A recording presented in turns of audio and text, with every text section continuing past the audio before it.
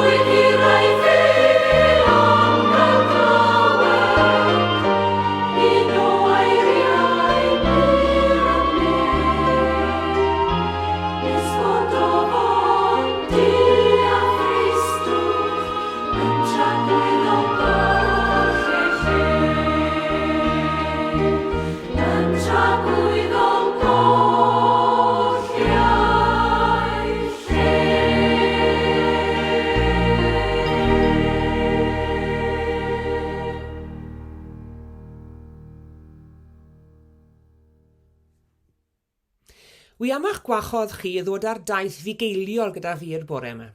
Dyna un o'n dyled swyddau a'n cyfrifoldebau a'n braint ni fel gweinidogion yw bugeilion pobl.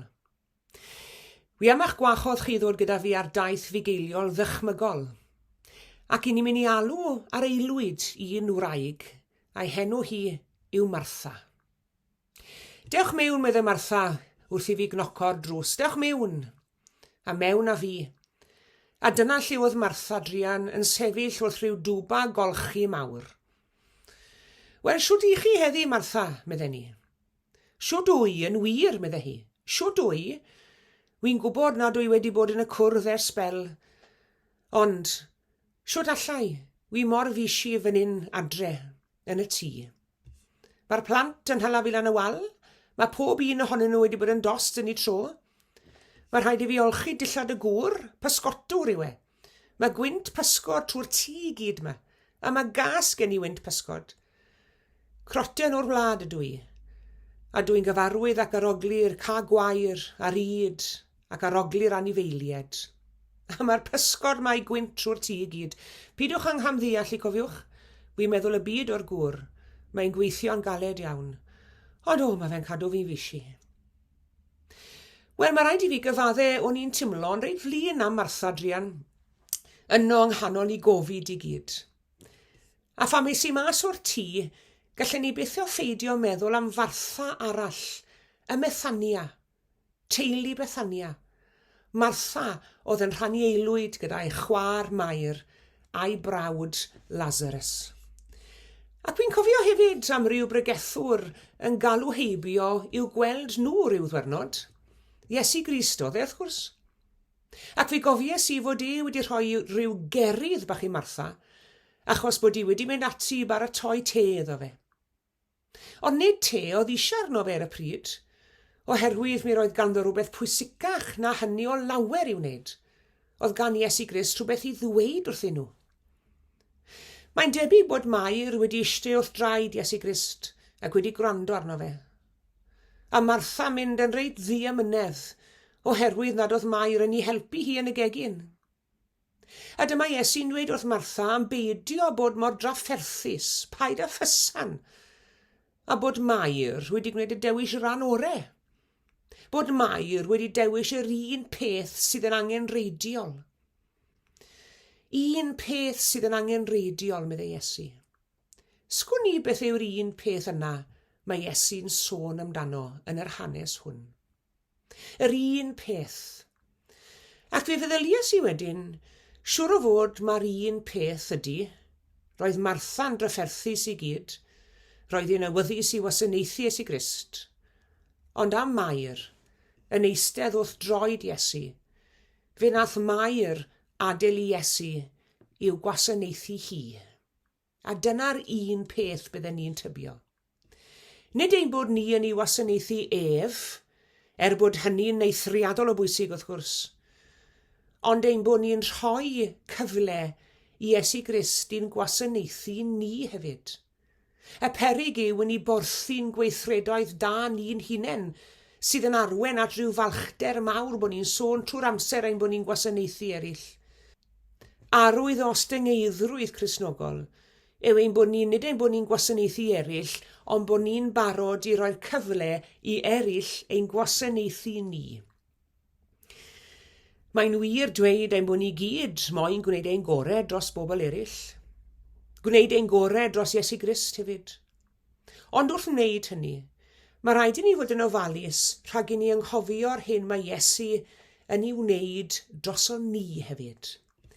Caid baban bach mewn preseb droson ni, a golau Duw ni wyneb droson ni. Mae'r llaw fi'n torri'r bara droson ni, mae'r dirmi gaddi o ddefodd droson ni. A'r groes a'r hoelion garw, a'r cwpan chwerw droson ni. Mae gwaed yr oen fi farw droson ni.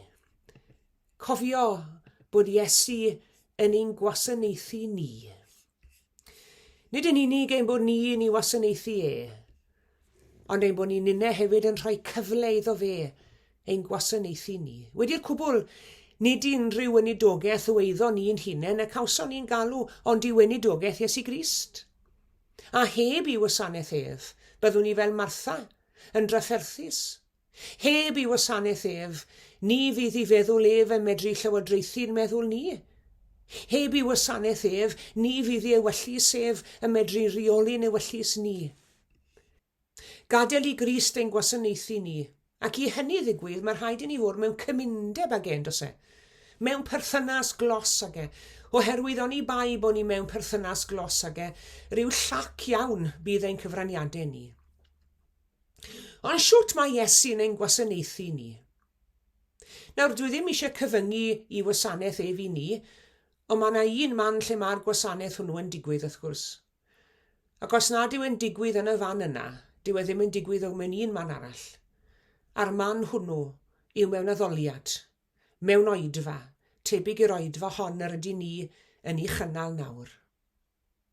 Oherwydd nid rhywbeth a ddyfeisir gennym ni i'w addoli. Nid rhywbeth i ni wedi cynllunio'n hunain i'w addoli.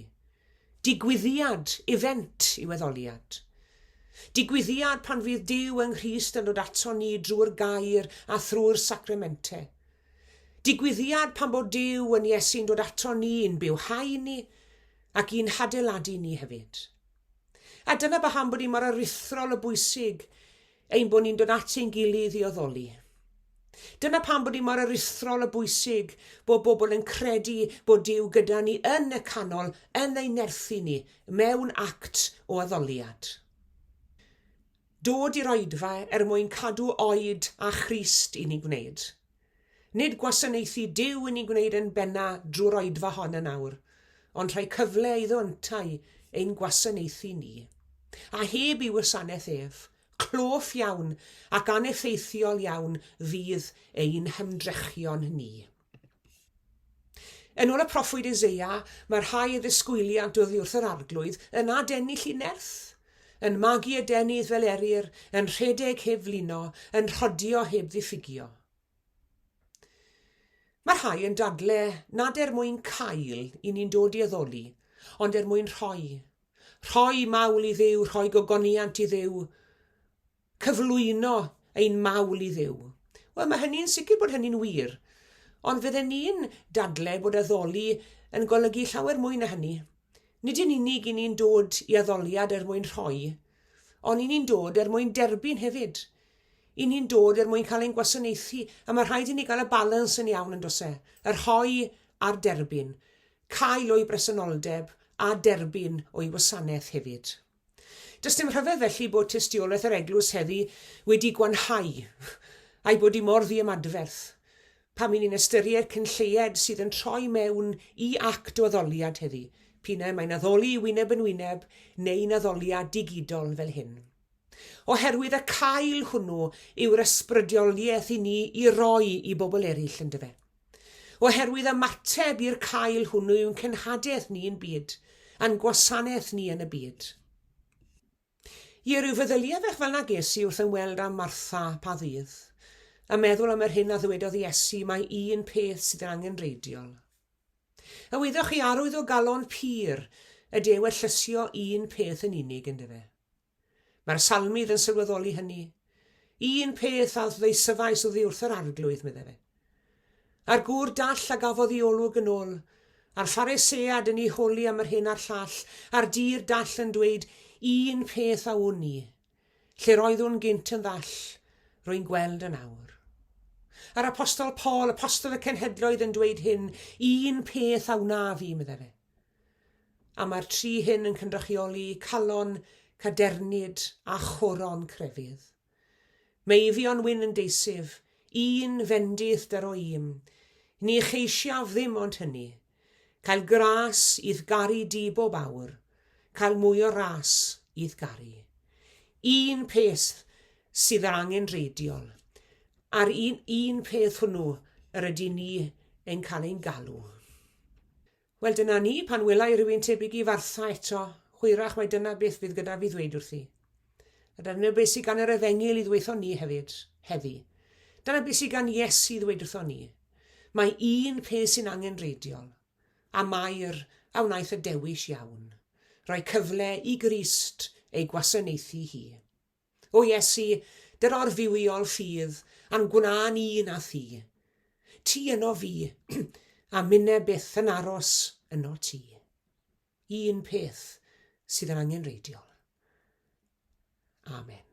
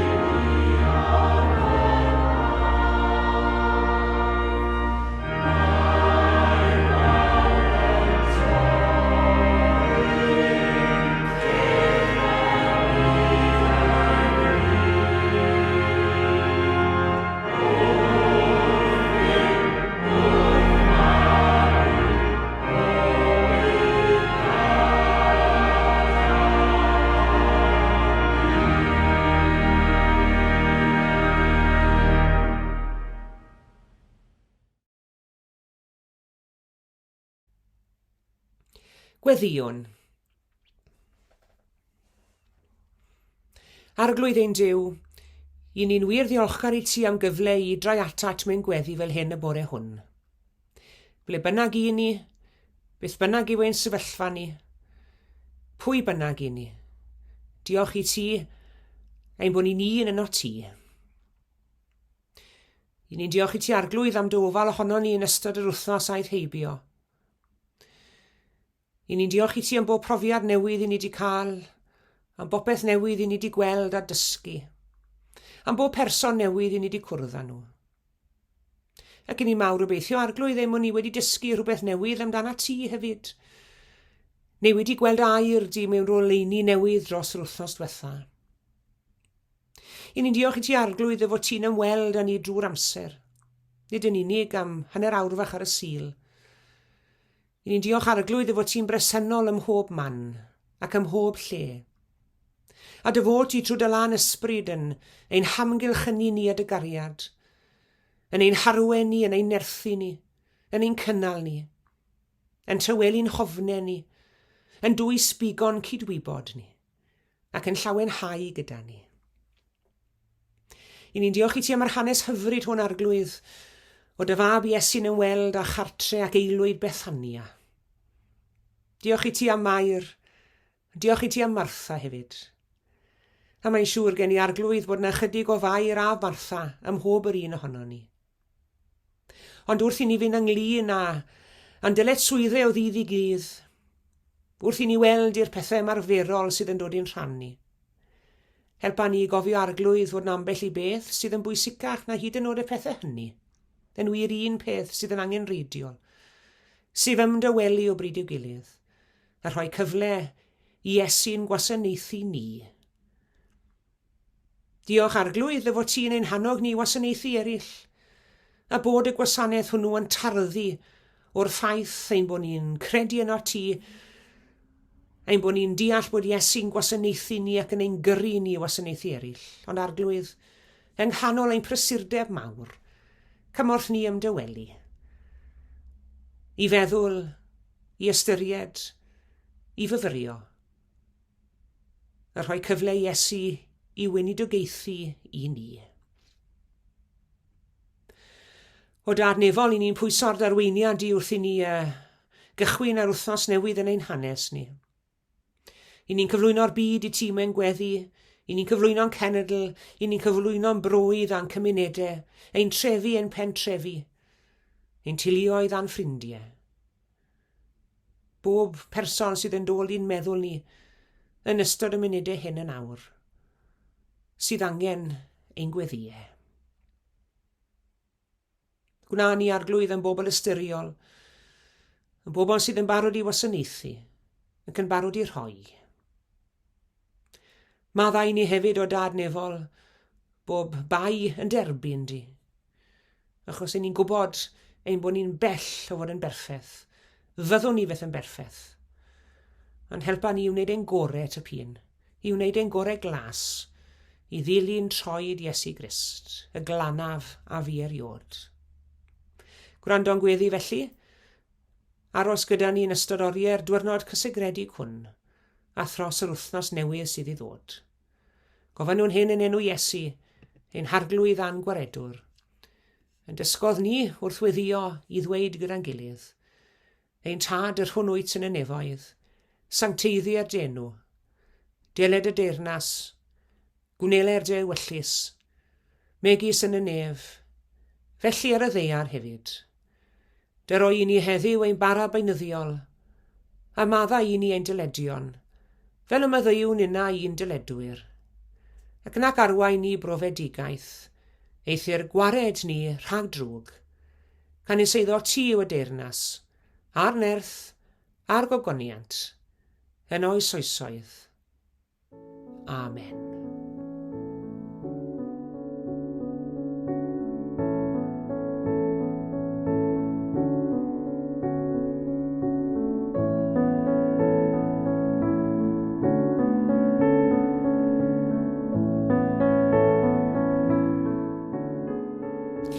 Diolch yn fawr iawn i chi gyd am eich cwmni yn yr oedfa eto'r wythnos hon.